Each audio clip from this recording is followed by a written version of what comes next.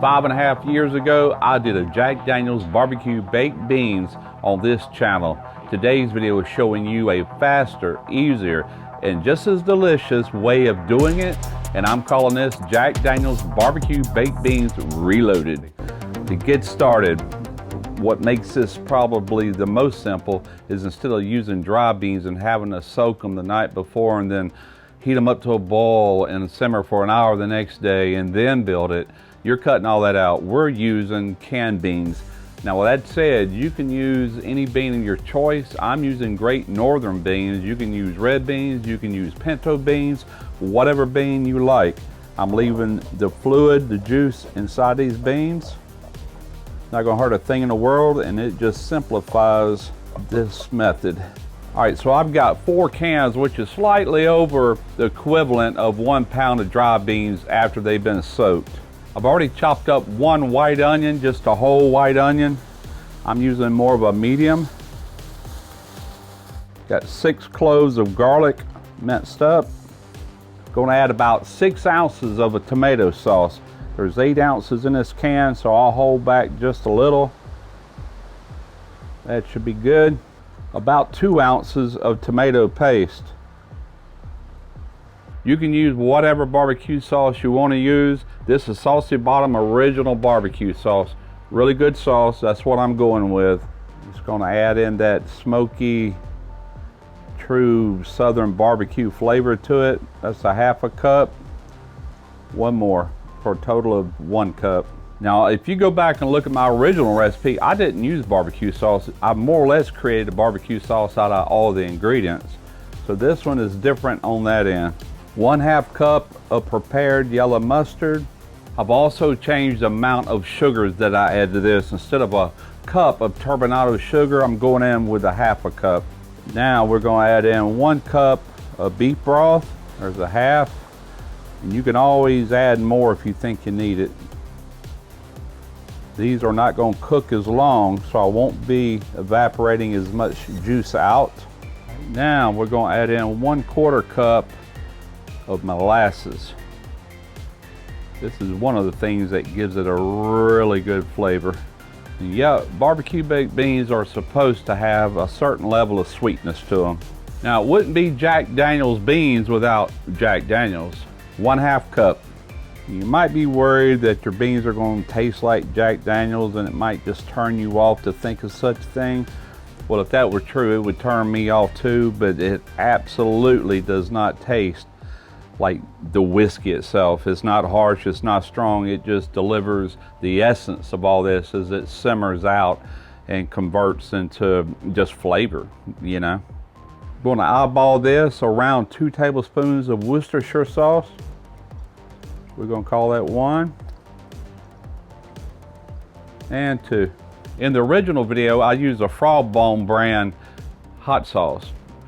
Actually, it was mild, but it was a pepper sauce. This is Louisiana hot sauce. It too is not really hot. It's more on the mild side, so that's exactly what I'm going in with. You can really do that to preference, but I'm going in with around a tablespoon. You don't want to add so much to where it really starts tasting like hot sauce. You just want to put enough when it's blended with everything else to really enhance that flavor. In the original video, I used a fresh green bell pepper. Today, I'm using dehydrated bell pepper. To me, it just lends itself a better flavor. It's more pronounced. And instead of a whole bell pepper, we're going to put probably about 3 tablespoons of this in there. That should be plenty. Gonna add salt, but I'm not adding a whole lot. And the reason being, there is some sodium in that broth that we added. I'm gonna start off with like a 1/2 teaspoon. And we can taste it at the end. I'd rather undershoot it than to overshoot it because there's no fixing it once you overshoot it. And besides that, this gets topped with bacon. That too has salt in it, or sodium. So now just black pepper to taste. And I'm just gonna probably add, I would call that probably a 1.5 teaspoons maybe. Let's give all this a really good mix. All right, now let's add some strips of bacon across the top here. And if you ever watched the original video, you'll see where I kind of pre-cooked that bacon somewhat, about halfway. and I had it more diced up instead of full runs like this. But I have found that it'll brown up nice, or at least on the top of it right here. The biggest thing I'm wanting is it to render the flavor into the beans. You could actually eat the bacon, but that's not why I'm doing it. Gonna let this sit here. We're gonna get the Lone Star Grill's pellet grill fired up. We're gonna dial it in around 325 degrees, and on the smoker it goes. I'm estimating around 1 hour from start to finish once we get this preheated. We have hit our target temp. I'm running 325 right there. It's gonna fluctuate up and down and kind of hold that 325. All right, so let's go ahead and get this lid open.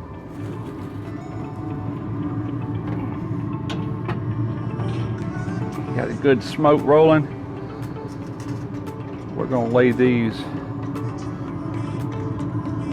right about there. Close her up.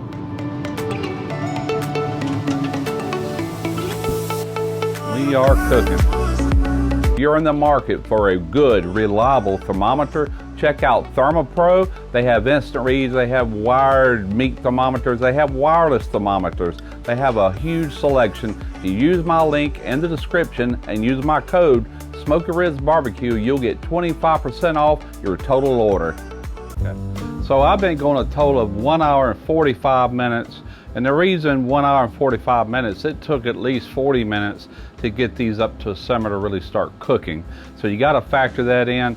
Total cook time, 1 hour and 45 minutes, which is still way under what it would take for the other beans, using dry beans. So these are ready. Let's take a look at them and get them off of here. Ooh, they're beautiful. Look really good. Slide these over here. I'm gonna take them over here to the table carefully. Oh yeah, looking good.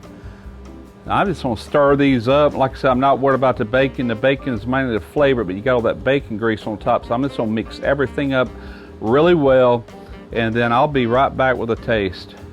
Now this is typical baked beans right here, the consistency they are. And we're just gonna reach in here and try some. Now, I know they're gonna be hot, but here we go.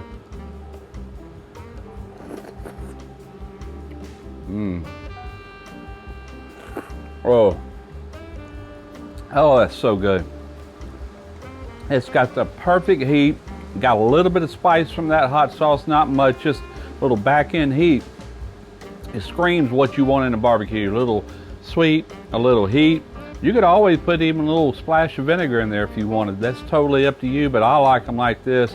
This will pair well with any of your barbecue, any of it. Absolutely, it's a great side. All right, we're going in for another one. That's pretty darn good. And for any of you still watching, I'm letting you know that next week I'm starting a series with a brand new piece of equipment I got. I've got a Fontana Mangiafuoco pizza oven. Dreams really do come true. I have been wanting one of these for as long as I can remember, and I finally got one, and she is beautiful. She's right here to my right. And not only am I going to do pizza on this, obviously, but I'm going to show you all the many different things that you can use a wood-fired pizza oven with and for. Can't wait to get started with this. I hope y'all enjoyed this video. I'm Russ Jones from Smoky Ribs Barbecue.